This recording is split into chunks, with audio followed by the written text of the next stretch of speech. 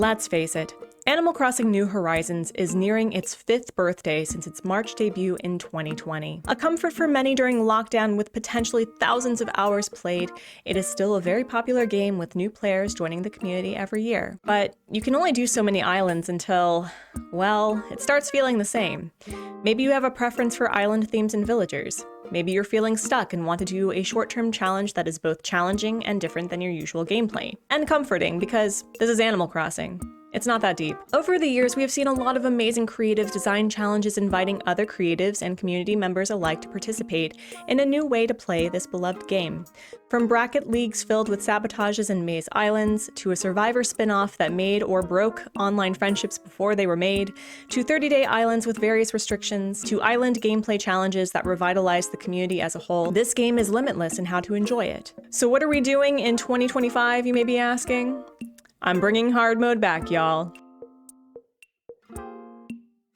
Hello friends and welcome back to the channel, but if you're new, hi hello, I am Artsy over at the Artsy Gamer. I make art, I play games, and I encourage others to do the same. And happy new year to all of you. It is 2025, and as I mentioned earlier in this video, that this game is nearly 5 years old.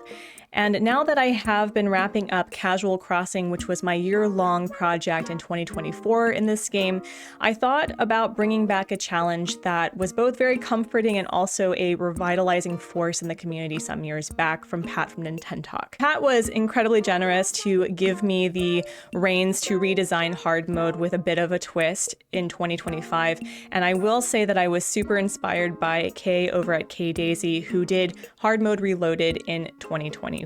If you played hard mode back when Pat designed this challenge in, oh my gosh, what year was it?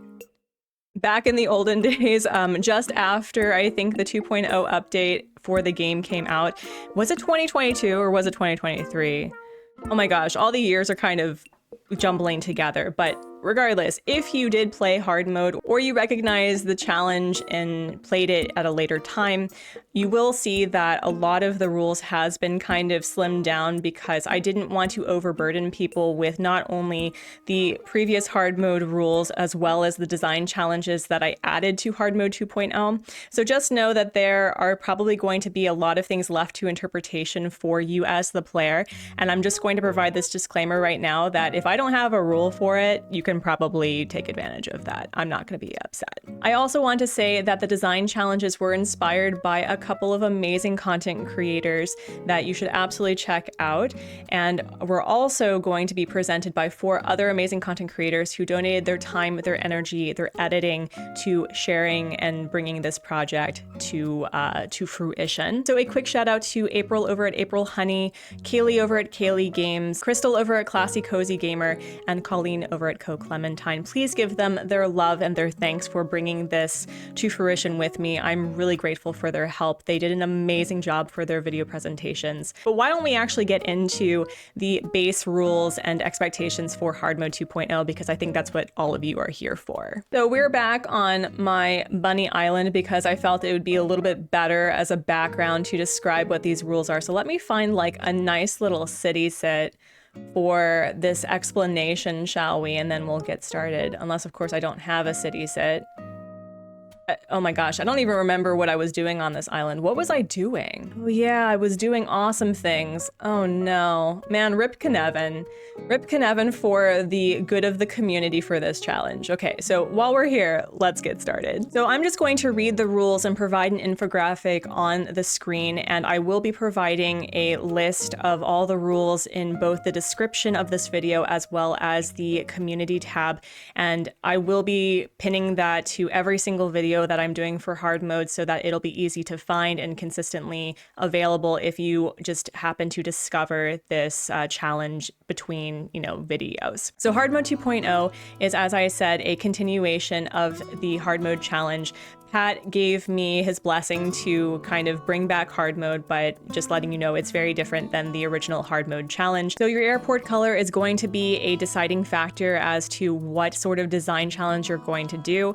And another thing is that hard mode required people to reset their islands, but even though I'm resetting my island just because I'm designing this challenge, you actually don't have to reset your island to play hard mode 2.0.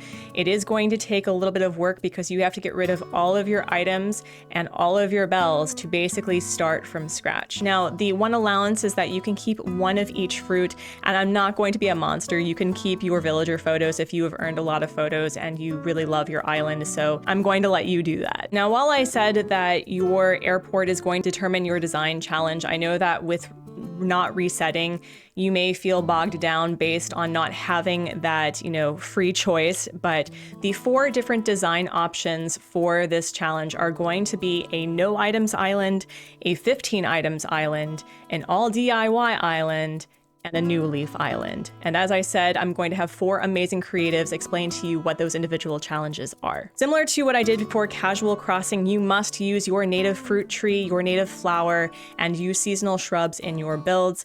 You can cheat that if you'd like. There's a lot of different ways that if you don't like your native tree, you can literally use it for stunting and it still counts. I'm just letting you know if there's a loophole, use it. Another thing that's different from hard mode and hard mode 2.0 is that Happy Home Paradise and trading is okay.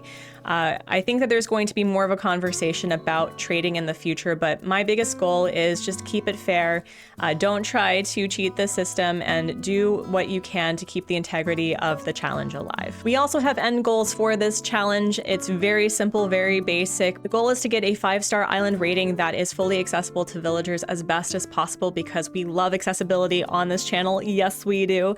And also to strive to get an S tier ranking in your home. Finally, because we all love a form of capitalism that doesn't require interest rates or being in debt for millions of years, I want you all to strive to earn 10 million bells in the stock market. So I'm just gonna read this right now because there's a lot to go through, so just apologies.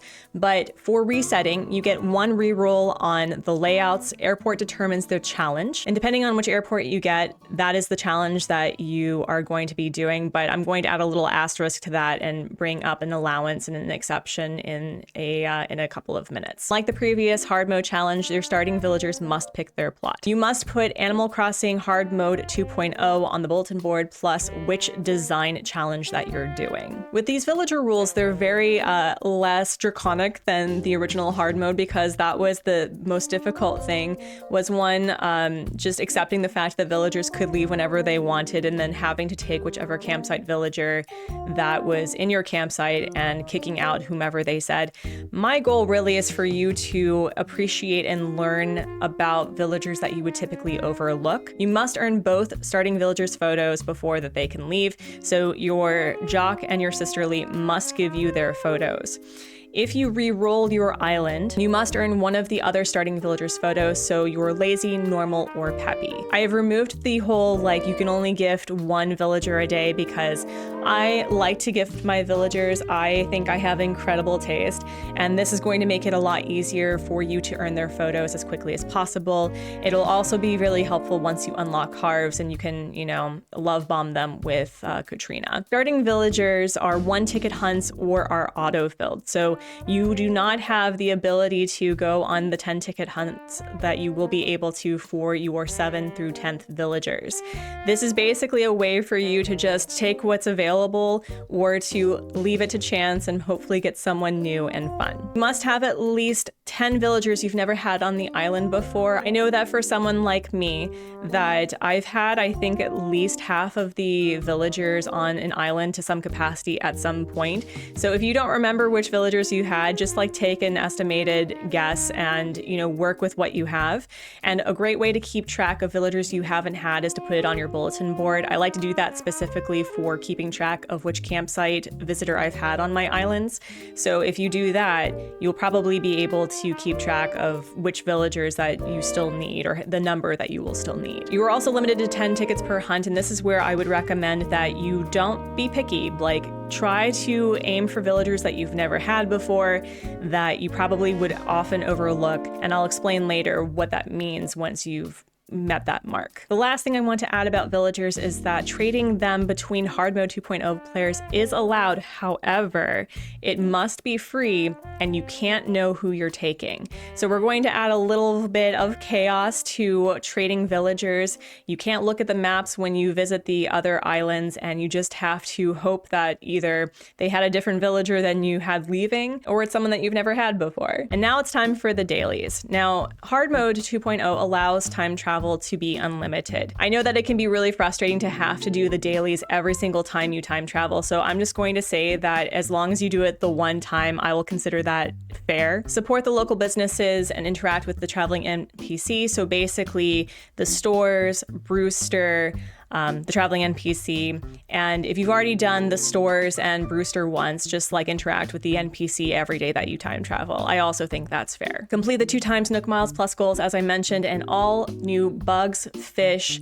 etc. must be donated to Blathers. So no cute starter tent for Blathers on a Hardmode 2.0 island. The design rules, which will be presented by the amazing content creators that I had mentioned. There will also be requirements and allowances and exceptions for all of those challenges, so just stay tuned for that. A big factor in the original hard mode was creating custom codes, and I think that was very empowering and also really frustrating for people when they didn't feel that they were particularly artistic or creative.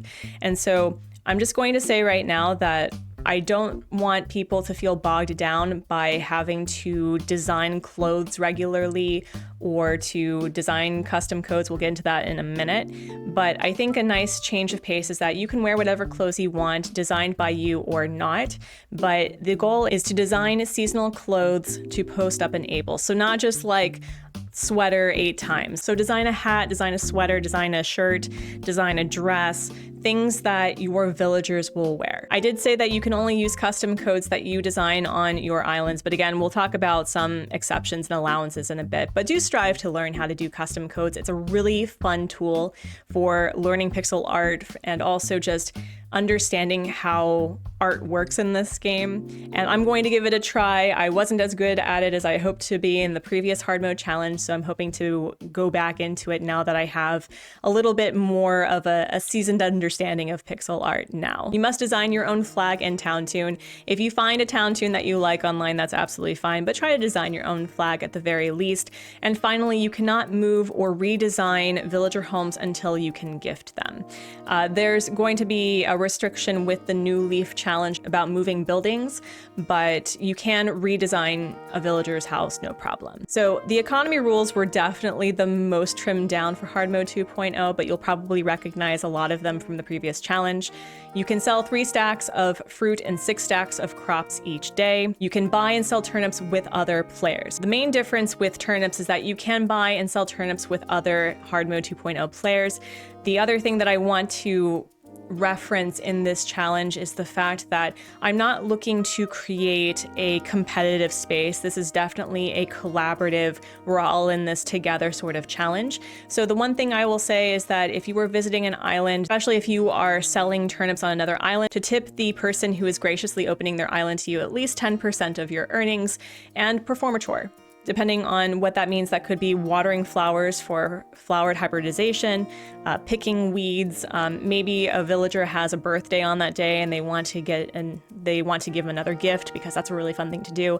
So just determine that between yourselves about how you think that'll be fair. Bugs and fish are reserved for CJ, and I didn't add this, but I think it would probably also be fair to only sell weeds to Leaf. All items except for the specific island challenge allowances can only be sold to Nook's Cranny deposit box.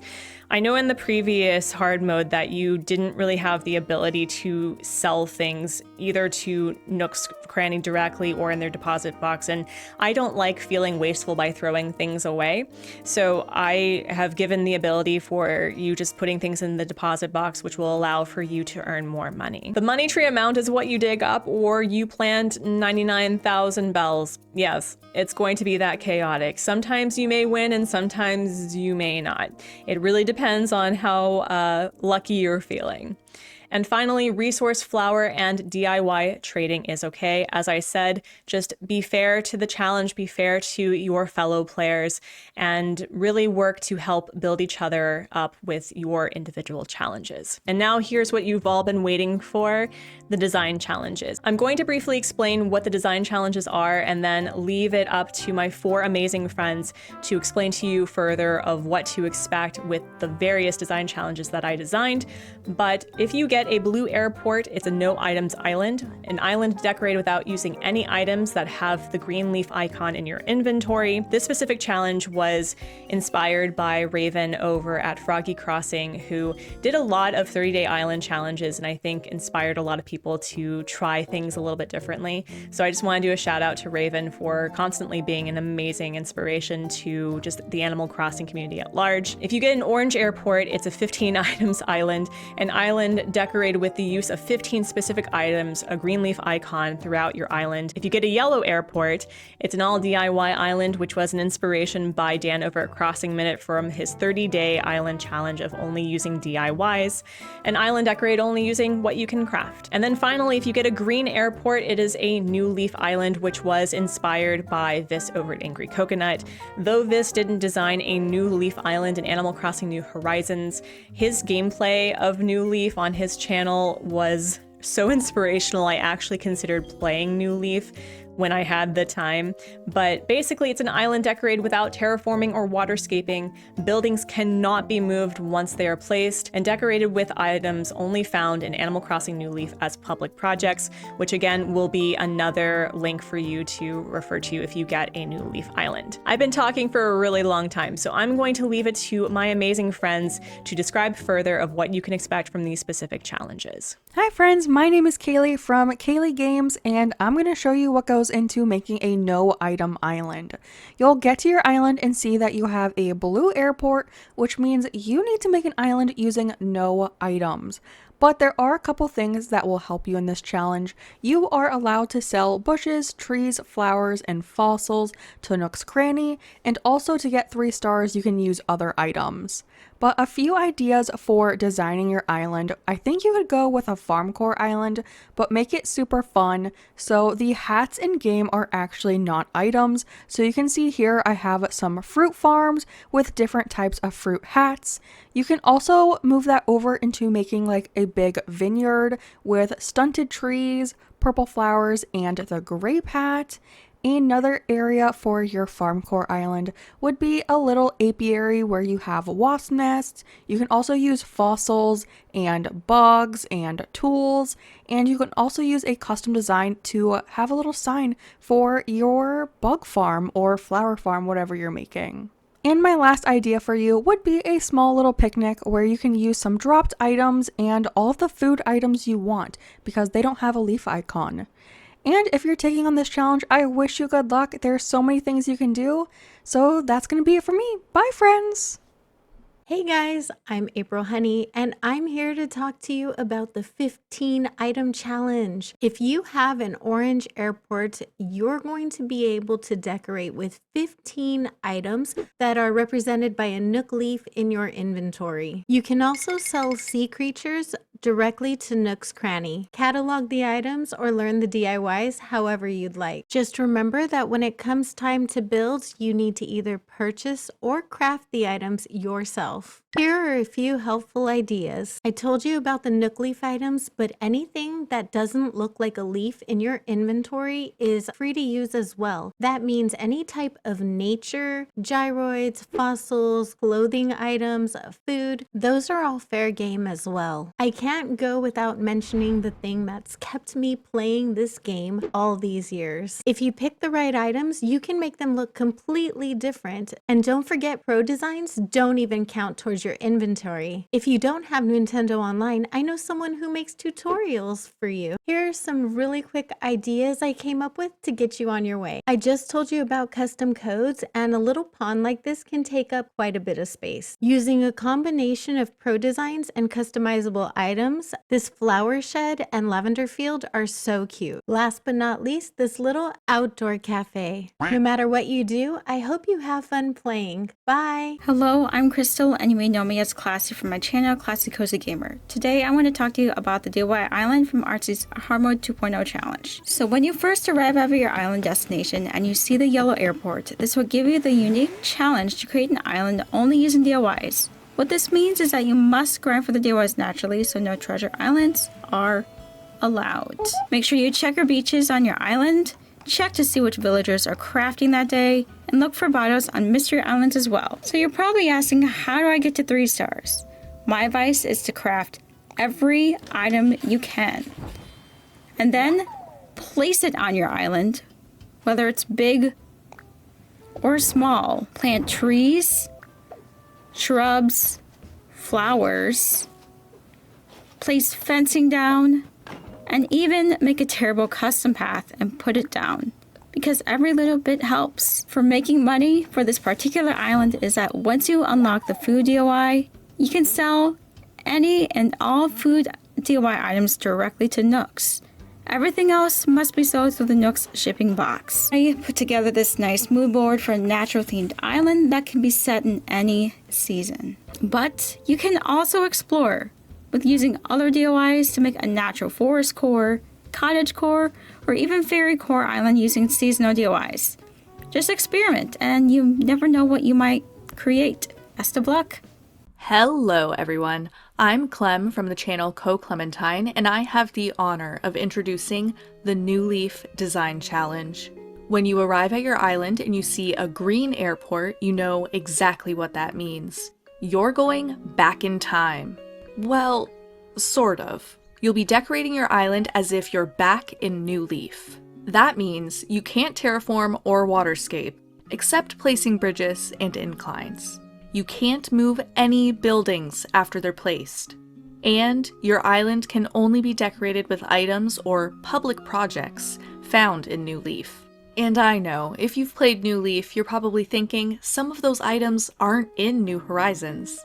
Don't worry, you can replace those with the closest match, like some of these options that you see here. However, that does probably mean that you're going to be saving up and spending a lot of Nook miles. But don't think about that too long, because the New Leaf Island has more perks. For example, you can sell your fruit and crops directly to Timmy and Tommy. You can acquire a ladder, a swimsuit, and a vaulting pole by spicy means.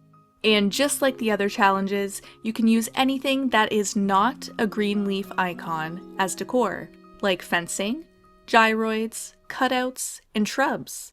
Here's a look at some items you could use on your New Leaf Island. A link to the full list of public projects will be in the description as well. Best of luck. I just want to do a huge shout out to Kaylee, to April, to Crystal, and to Colleen for the time and energy that you put into making these videos. If you don't know these creators, their links are also in the description below. Please go give them a like, a follow, a subscribe, because they are amazing at what they do and they're so fun to hang out with on live streams and watch their videos. So now we have the design challenge exceptions. So I did say that your airport determines which challenge you are doing, but if you are not resetting and perhaps you've already done a DIY island, or perhaps you've already done a no items island, that I don't want people to feel constricted by the fact that they may have really wanted to do one specific thing.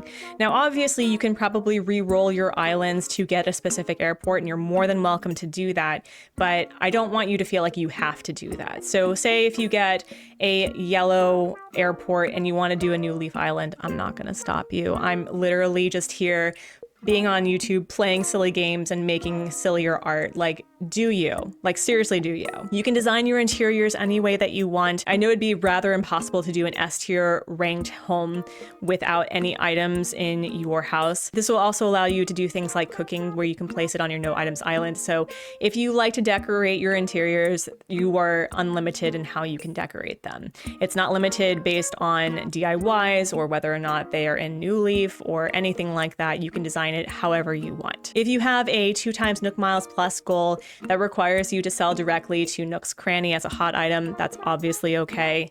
And after you've had your 10 villagers that you've never previously before had, you can keep and kick the villagers you want. You can use amiibos as well if you want to have a Sanrio villager. It really doesn't matter to me. You can also interact with non-hard mode 2.0 players, but just follow the rules as best you can. So strive to also be collaborative, help them with their chores if they need it, also tip them 10% of your turnip earnings, all that jazz. The last thing I'm going to talk about are the allowances for this challenge. I already know that the 4 creatives have mentioned what you are allowed to do for your specific island, but I'm just going to say them again one more time. All islands except DIY only islands can use other items before 3 stars because it would be rather impossible to get to 3 stars with a no items island situation. And all islands can redesign their homes, with the exception of the new leaf islands where you can't move the homes at all, but you can redesign them. A no items island can sell flowers, shrubs, trees, and fossils directly to Nooks. A 15 items island can sell sea creatures directly to Nooks, and you can catalog those 15 items any way that you want, but you must make or buy them yourself.